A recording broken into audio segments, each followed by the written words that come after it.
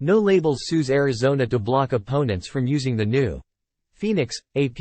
The No Labels Party on Thursday filed a lawsuit in Arizona seeking to block its ballot line from being used by Democrats who oppose the group's efforts to launch a third-party ticket for president next year.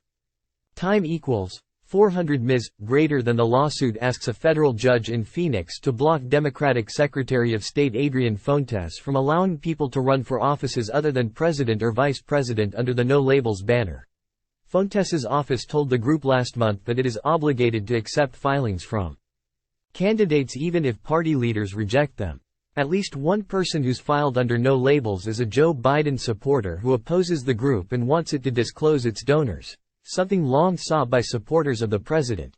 No Labels has drawn extra scrutiny in Arizona, one of a dozen states where it has secured ballot access for a potential presidential candidate. Biden supporters say they're worried No Labels could prove a spoiler given that he won the state by fewer than 11,000 votes in 2020 with a coalition that included conservative independents and moderate Republicans. By refusing to nominate candidates for state offices, No Labels argues it is not subject to Arizona's campaign finance disclosure laws. The party argues state law allows political parties to participate only in elections that they choose and the U.S. Constitution protects the party's right to freely associate or not associate with candidates. The law is clearly on the side of No Labels, said Benjamin Chavis Jr., a former head of the NAACP and the national co-chair of No Labels. So the question is, why is the Secretary of State acting the way he's acting? It has nothing to do with the law. It has more to do with politics.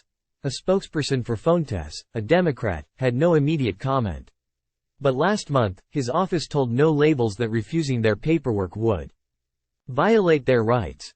The Arizona Secretary of State disagrees with your assertion that a newly recognized political party can choose to deprive its own voters of their constitutionally protected freedom of association, State Elections Director Colleen Connor wrote in a September 22 letter. Time equals 400 Ms. greater than candidates have filed statements of interest to run for U.S. Senate and Arizona Corporation Commission, the state's utility regulator.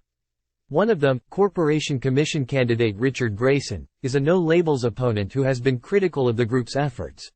No Labels officials say they've raised $60 million as they seek ballot access in all 50 states to offer an alternative to Biden and former President Donald Trump, who are headed toward a 2024 rematch even as polls indicate Americans are broadly opposed to both of them.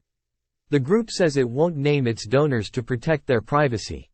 No Labels officials deny they will be spoilers, saying discontent with the major political parties is at a fever pitch and creates a rare opportunity for a third-party effort to succeed. They say they will only nominate a candidate if they see a viable path to victory and will make a decision next spring.